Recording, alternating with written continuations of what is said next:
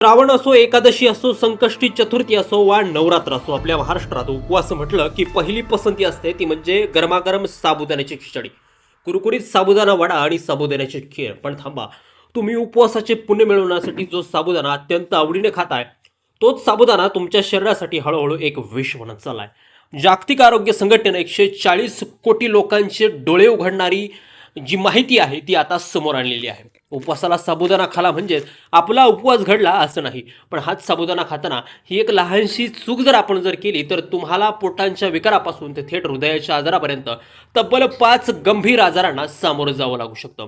तुम्ही नकळत कोणती गंभीर चूक करताय, साबुदाणा खाल्ल्याने शरीरात नेमकी काय गडबड होते आणि डॉक्टरांच्या मते ती खाण्याची योग्य पद्धत कोणती, हे सर्व आज व्हिडिओच्या माध्यमातून अगदी डिटेलमध्ये त्या ठिकाणी आपण समजून घेणार आहोत. त्यामुळे व्हिडिओ हा अत्यंत महत्त्वाचा आहे, त्यामुळे एकही सेकंद स्किप न करता हा व्हिडिओ अगदी शेवटपर्यंत काळजीपूर्वक पहा आणि चॅनलवरती जर नवीन असाल चॅनल सबस्क्राईब देखील करा. मित्रांनो, साबुदाणा आरोग्यासाठी कसा घातक ठरू शकतो हे समजण्याआधी आपण हे जाणून घेऊयात की साबुदाण्यामध्ये नेमकं असतं तरी काय.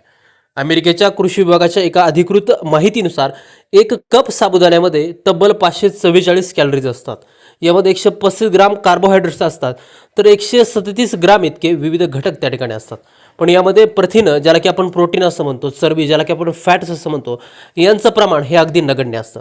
त्यामुळे साबुदाणा खाल्ल्यामुळे आपल्या शरीराला विटॅमिन्स किंवा मिनरल्स तर मिळतात, पण त्यासोबतच एका विशिष्ट प्रकारचे कार्ब्स आणि साखरेची जी काय मात्रा असते ती शरीरामध्ये त्या ठिकाणी जास्त होते. आणि जेव्हा शरीराला प्रोटीन आणि फॅट न मिळता फक्त त्याला कार्बोहायड्रेट्स आणि शुगर जर मिळाली तर शरीराचं मोठं नुकसान होतं आणि त्यामुळं त्या ठिकाणी मोठे मोठे आजार व्हायला सुरुवात होते. तर आता जे काय 5 गंभीर आजार होणार आहेत किंवा जे आजार होऊ शकतात साबुदाण्याच्या अतिसेवनामुळे, ते आपण त्या ठिकाणी जाणून घेऊयात. आता यामधील पहिला जो काय आजार आहे तर तो म्हणजे डायबिटीस.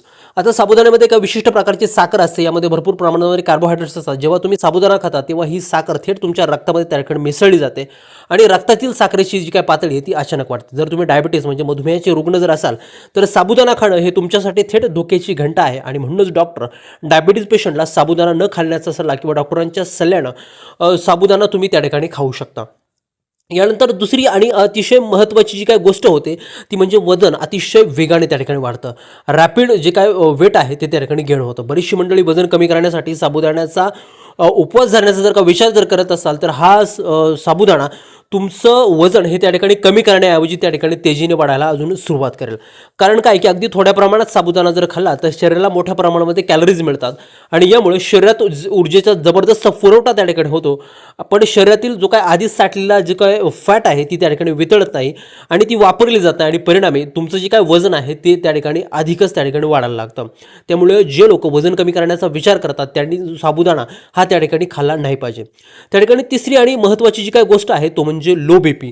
आता कमी रक्तदाब असणाऱ्या लोकांसाठी जो काय साबुदाणा आहे तो अत्यंत घातक त्या ठिकाणी ठरू शकतो. जर एखाद्या व्यक्तीला लो बीपी किंवा कमी रक्तदाबाचा त्रास जर असेल तर त्यांनी साबुदाणा खाणं हे त्या ठिकाणी टाळलं पाहिजे. साबुदाण्यामध्ये पोटॅशियमचं प्रमाण हे त्या ठिकाणी भरपूर असतं.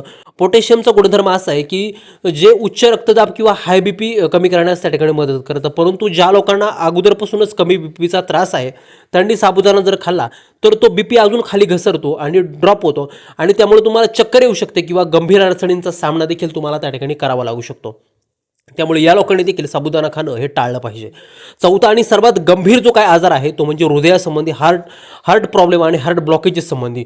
ज्यांना आधीपासून हृदयाशी संबंधित काही आजार आहेत किंवा ज्यांना हृदयाच्या वाहिन्यांमध्ये ब्लॉकेजेस आहेत अशा लोकांनी साबुदाण्याचं जे काय अतिसेवन आहे ते त्या ठिकाणी धोकादायक ठरू शकतं. कारण अचानक वाढलेल्या कॅलरीजमुळे आणि वजनामुळे हृदयावरती अतिरिक्त ताण पडतो. त्यामुळे हृदयविकार असलेल्या व्यक्तींनी साबुदाणा न खाल्लेलाच त्या ठिकाणी बरा.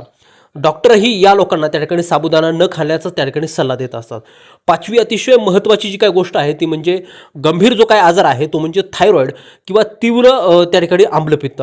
जर तुम्हाला जन्मतः थायरॉइड असेल किंवा नॅचरली ते त्या ठिकाणी झालं जर असेल तर तुम्ही साबुदाण्याचं सेवन हे त्या ठिकाणी टाळलं पाहिजे. साबुदाण्याने वाढणारं वजन तुमच्या थायरॉइडच्या समस्येला पुन्हा एकदा त्या ठिकाणी वर आणू शकतं आणि तुमचं थायरॉइड याने त्या ठिकाणी वाढू शकतं. याशिवाय साबुदाण्याच्या अतिसेवनानं आम्लपित्त, तीव्र ॲसिडिटी किंवा पोटाची आजार देखील त्या ठिकाणी उद्भवू शकतात. त्यामुळे साबुदाणा नीट न शिजवल्यास तो पोटातील आतड्यांना त्या ठिकाणी चिकटतो आणि त्यामुळं जे काय पित्ताचं प्रमाण आहे शरीरातलं ते त्या ठिकाणी वाढतं. परिणामी पोटाचे गंभीर आजार त्या ठिकाणी होऊ शकतात. भविष्यात होणारे हे जे काय सगळे त्रास आहे हे जर तुम्हाला टाळायचे जर असेल तर तुम्ही साबुदाणा खाताना ही सर्वात एक मोठी चूक ही त्या ठिकाणी थांबवली पाहिजे. आणि ती चूक म्हणजे साबुदाणा व्यवस्थित न भिजवणं किंवा तो अर्धवट शिजवून खाणं. बऱ्याचदा लोक घाईघाईमध्ये साबुदाणा कमी वेळ भिजवतात किंवा तो नीट शिजवत नाही. कच्चा किंवा कडक साबुदाणा पोटात गेल्यानंतर पचायला अत्यंत जड असतो. त्यामुळे पोटाचे विकार असेल, पित्त प्रचंड वाढतं. बाजारातून कोणताही अनब्रँडेड किंवा निकृष्ट दर्जाचा साबुदाणा खरेदी करणं ही सुद्धा त्या ठिकाणी मोठी एक चूक ठरत असते. मग साबुदाणा पूर्णपणे बंद करायचा की तर नाही, तो व्यवस्थित भिजून घ्यायचा, त्याच्या प्रमाणावरती नियंत्रण ठेवायचं. आठवड्यामधून त्या ठिकाणी मर्यादा ठेवायच्या, चांगल्या बिर्याणीची निवड करायची. कारण उपवासाचा जो काय मुख्य उद्देश आहे तो हा पोटाला आराम देणं असतो. त्यामुळे साबुदाण्याऐवजी तुम्ही भगर किंवा वरई खाऊ शकता किंवा ताज्या फळांचं सेवन करू शकता. कमीत कमी आणि हलक्या आहाराचे सेवन तुम्ही त्या ठिकाणी उपवासाच्या दिवशी करू शकता आणि साबुदाण्यामुळे जे काही होणारं नुकसान आहे ते त्या ठिकाणी सहज टाळू शकता.